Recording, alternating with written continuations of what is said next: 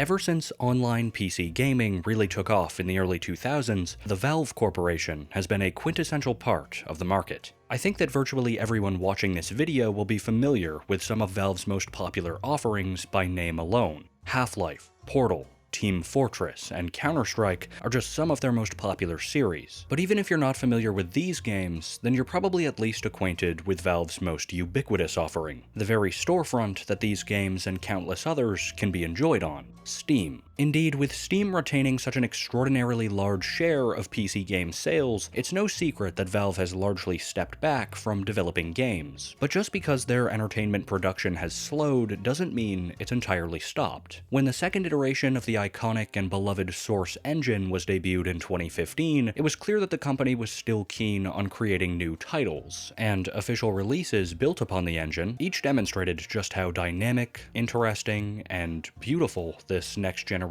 of Valve titles could stand to be. But recently, there's been a strange new development in the small yet reputable world of the Valve catalog. A brand new IP is being developed on Source 2, a game that's not tied to any of the company's existing franchises, and that game is called Deadlock.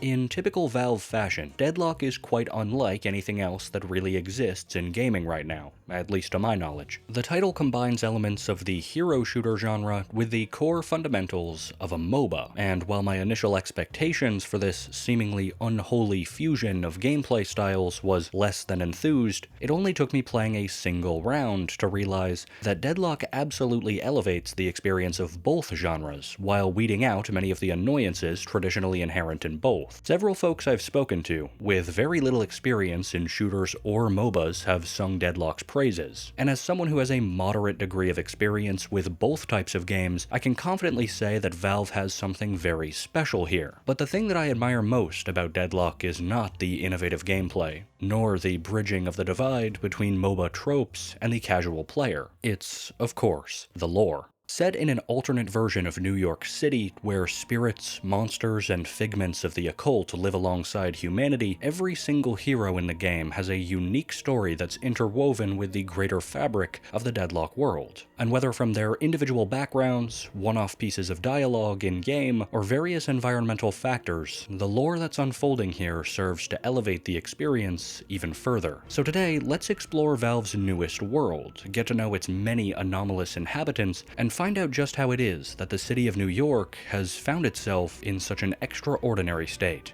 This is the world and lore of Deadlock so far.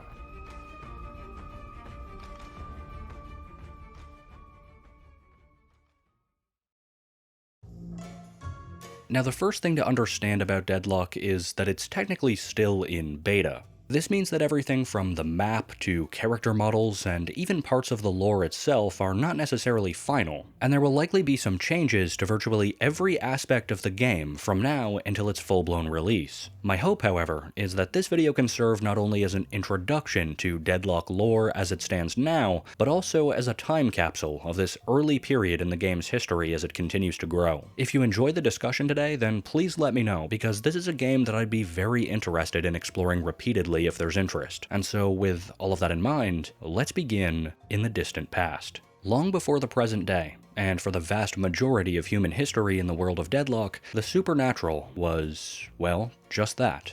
Supernatural. Spirits and paranormal phenomena, exist though they did, weren't wholly noticed by humans, and the role of the mystical in people's lives would not have been dissimilar to how it manifests in our reality. But this is not to say that the strange, dark, and mysterious weren't present, even if they weren't noticed. While there aren't a lot of resources to tell us exactly how the mystical world works in Deadlock, we can make some inferences based on a few pieces of text that we find both in-game and in the leaked Deadlock visual novel. For the uninitiated, the visual novel is a piece of purported interactive content, footage of which was uploaded to YouTube on May 25th of 2024. And even though nobody is quite sure how it's meant to be incorporated into the full game yet, the content itself seems very authentic, with fully voiced over dialogue and brand new artwork of a ton of Deadlock characters. Because of the ambiguous nature of this work, I'm not going to draw from it too much within this video. but a lot of what we know about the Deadlock world is corroborated by this leak, so it would be a little bit disingenuous if I didn't at least address it. However, what's important in this instance is the mention of ley lines, which might be a term you've heard before. In real life, ley lines are a pseudoscientific phenomenon essentially manifesting as imaginary lines that cross over Earth's surface, which some believe to be ideologically or spiritually significant. Oftentimes, these lines are said to connect historically or culturally important sites, and in many interpretations, areas where two or more ley lines cross are thought to be particularly brimming with mystical energy. In Deadlock, all of this remains true, except that in official sources, the term shadow line is used instead. Whether there's a distinction here is unclear, but based on context, shadow lines and ley lines appear to be functionally identical, and it's from the existence of shadow lines that the paranormal seem to be ultimately derived, as we'll soon see. In the areas where shadow lines cross, known colloquially as a shadow line nexus, there's a noticeable local increase in anomalous forces, almost assuredly due to the presence of what's called an astral gate. Put simply, astral gates are essentially rifts in space-time, places where magical potential is so great that the fabric of reality is weakened, thus, at least under the right conditions, allowing access to other extra-dimensional planes. For a long time, the existence of astral gates was virtually unknown, and compared to today, very few were thought to be fully formed or activated prior to the turn of the 20th century, with the oldest of these gates almost certainly being one that's found in the Atlantic Ocean.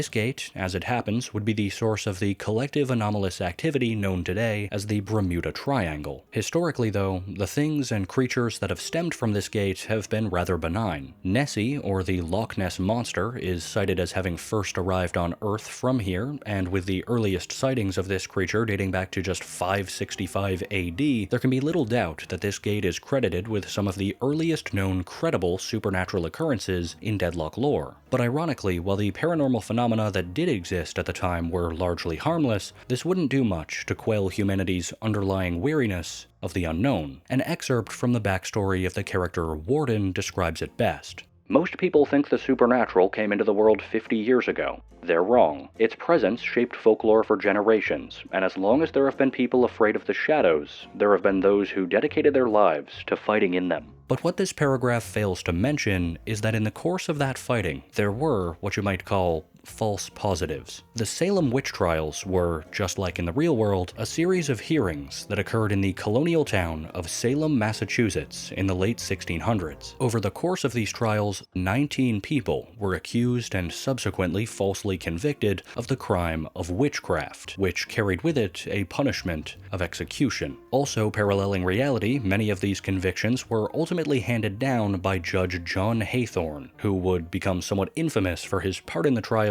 later in time. And in the world of Deadlock, one of those 19 accused and subsequently hanged by Haythorne was a girl by the name of Vindicta. Although she was apparently quite young at the time of her killing, the world at large probably wouldn't remember her, nor would it ever have been forced to confront the spiritual world at all if it weren't for an event which would come to be known as the Maelstrom. Sometime in or around the turn of the 19th century, so about 200 years after the Salem witch trials, a solar eclipse would occur, and at the same time, the first maelstrom appeared. Now, we don't have a clear picture of what exactly a maelstrom is, but we do know that this event is responsible for single-handedly catalyzing a huge outburst of paranormal activity across New York City, and perhaps even across the world. At the time that Deadlock takes place, there are a total of 7 known astral gates, including the one in the Bermuda Triangle, though another one of these gates, found in Europe, is evidently dormant, according to a story from New York's premier occult news outlet, the New York Oracle. In world news, a 7th astral gate has been found in Europe.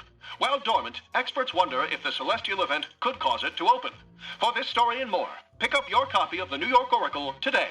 Whether or not the first maelstrom is responsible for the activation of all 5 remaining gates is unclear, though we do know that its appearance is directly linked to at least one, which just so happened to manifest in New York's Central Park. One of the first people on the scene to investigate the phenomena was a man by the name of Professor Dynamo, one of Deadlock's many playable heroes, a scientist and active member of the academic community who just so happened to be an avid researcher of the occult, and as time would soon tell, witnessing the gate was an event that would change the professor's life forever. As a scientist, Professor Dynamo always had an inquisitive mind, so when a rift in space and time opened up in Central Park, he was first on the scene to investigate. And while he expected such a majestic sight to be life-changing, he was thinking more in a metaphorical way, as opposed to having his body atomized and reduced to a tiny, dying star. Dynamo's unique condition would necessitate an artificial body to hold his strange new form, though this would do nothing to deter him from continuing to pursue his studies into the paranormal over the coming decades. While his body is gone, his spirit and lust for knowledge lives on. A tenured professor at Columbia College, Dynamo looks to learn more about his condition while maintaining his class load. After all, he has future minds to inspire. The magical properties of the Maelstrom also facilitated the conditions necessary for the resurrection of Vindicta, though being 200 years removed from the date of her death, her vengeful spirit awoke to a world far removed from the one she left, and a world where John Haythorne was already dead. In the coming years, though, Vindicta would identify a Neo-Inquisition group composed largely of Haythorne's kin, known as the Friends of Humanity, and so, in time, she would turn her attention toward their elimination, as well as continuing to advocate for the rights of spirits alongside the living.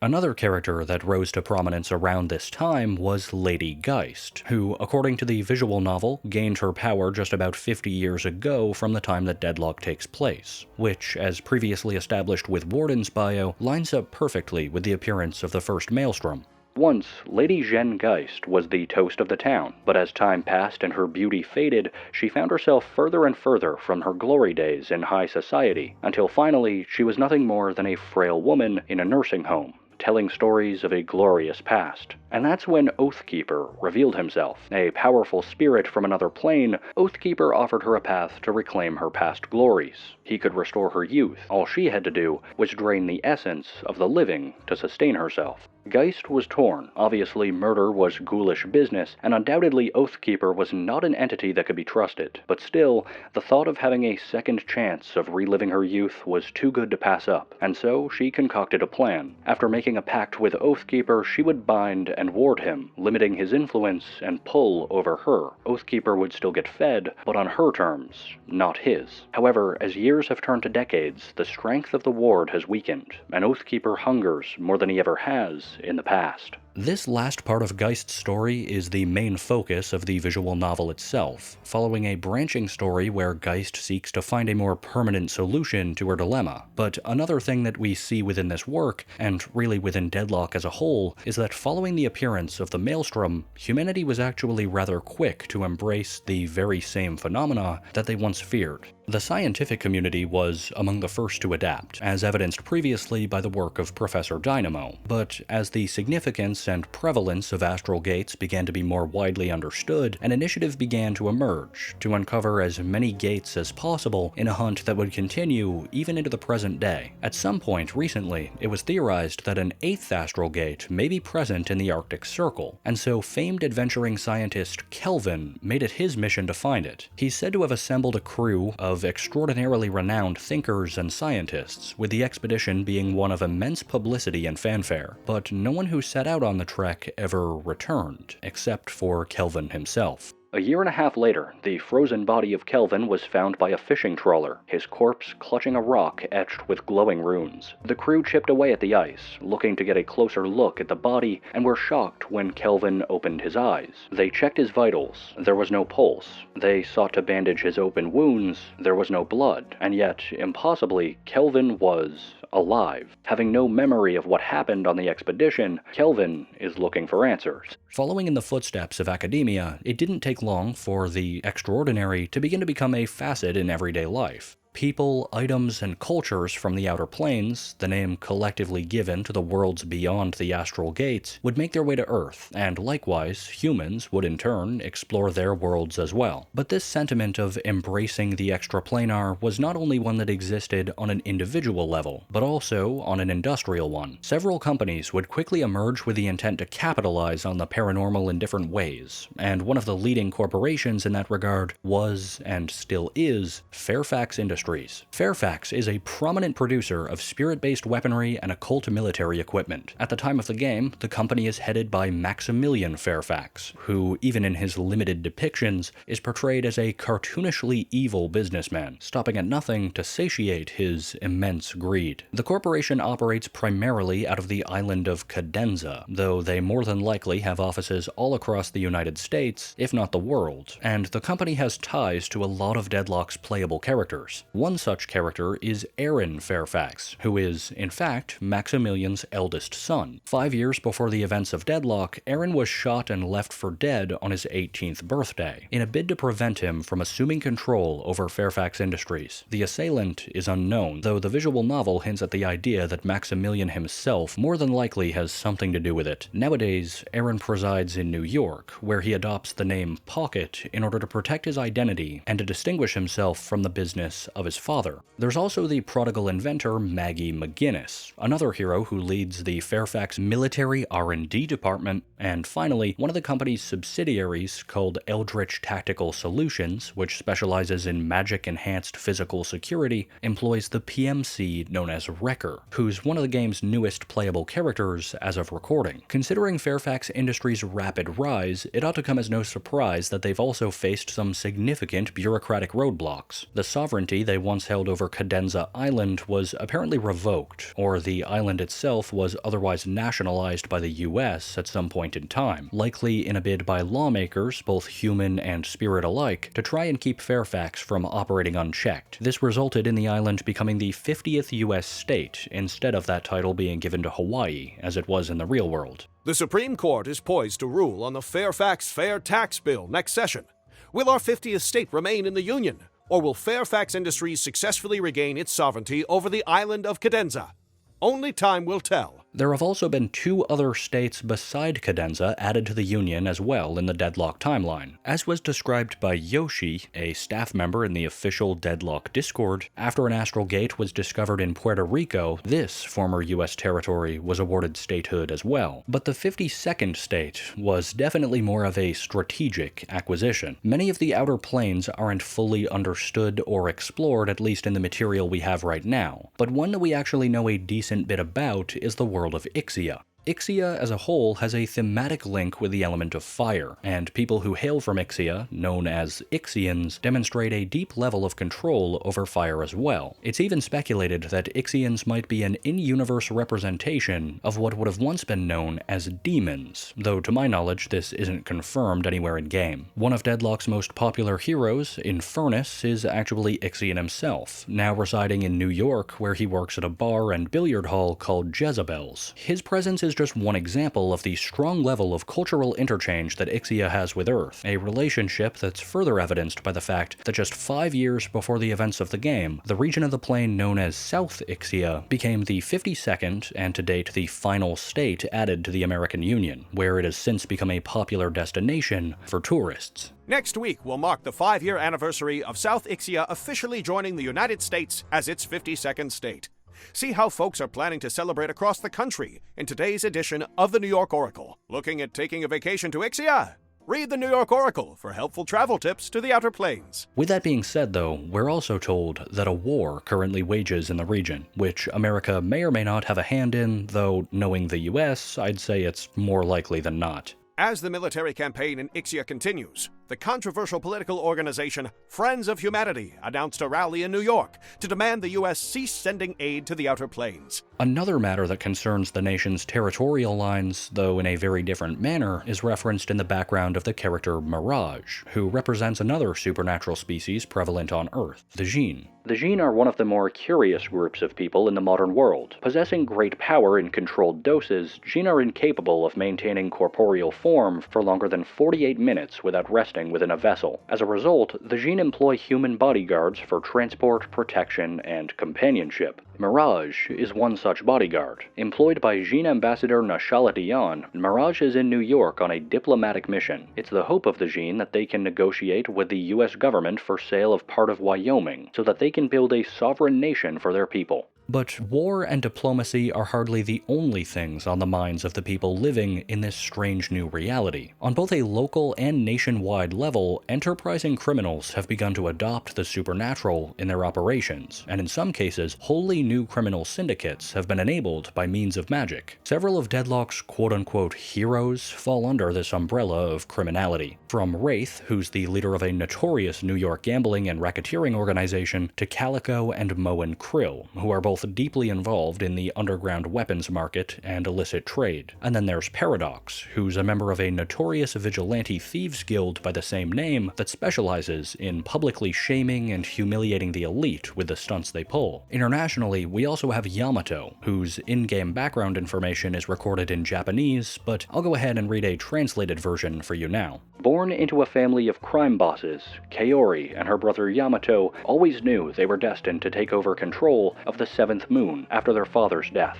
Together, they ran the organization for years, bringing it profit and success, and even planning on expansion into America. The plan was simple. Kaori would remain in Japan to control the country, while Yamato would travel to America to establish an international base. Unfortunately for the siblings, some of their subordinates were not happy about Kaori's plan to take command in Japan. The rebellion was swift and violent. Yamato sacrificed his life to protect Kaori, and Kaori was saved by a handful of loyal members. Together with her subordinates, she managed to escape from Japan to the United States. When Kaori and her group arrived in the United States, they were greeted by a man who was supposed to meet Yamato. He was not familiar with Japanese names and did not know Kaori. Yamato. Kaori thought about correcting his mistake, but she decided that the best way to remember her brother was to take on the Yamato name and make his dream come true. But there's little doubt in my mind that the most high-profile criminal in the entire Deadlock roster is Seven, and one look at his uncharacteristically long and edgy background will show you exactly why this fan-favorite character is so feared in universe. When mystic energy awoke on Earth,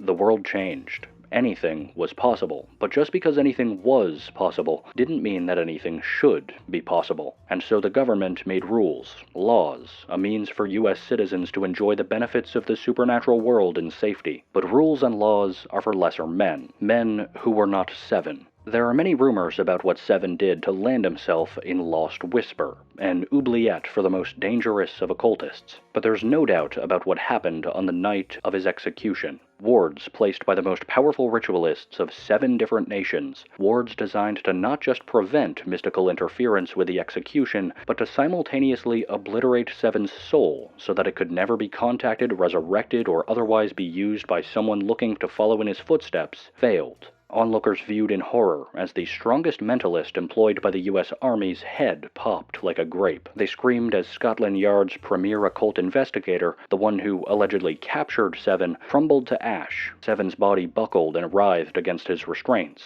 his skin bursting from eldritch electricity, and yet he would not die. He laughed. He laughed as he tore himself free from his bondage. He laughed as his captors cowered in fear. He laughed as he massacred his tormentors. He laughed as he tasted the fresh air that was denied to him for years, and he laughed when he thought about what he was going to do once he reached New York City. Luckily for everyone else, though, society has largely adapted to these types of scoundrels and edgelords, so today, more than a few organizations exist that seek to directly combat criminality in all of its supernatural forms, and these organizations also boast an impressive array of associated playable characters. On the national level, you have groups like the Occult Security and Investigation Commission, or OSIC, to which the fan-favorite character Hayes belongs, and as you would expect, her relationship to the group is explored in more depth within her background. The Occult Security and Investigation Commission is a black box government organization that makes the CIA look transparent. It falls on the men, women, and entities of the OSIC to keep the country safe from sinister forces that are beyond the capabilities of local law enforcement. As a member of the notorious Sandman Division, Hayes is routinely tasked with infiltrating the dreams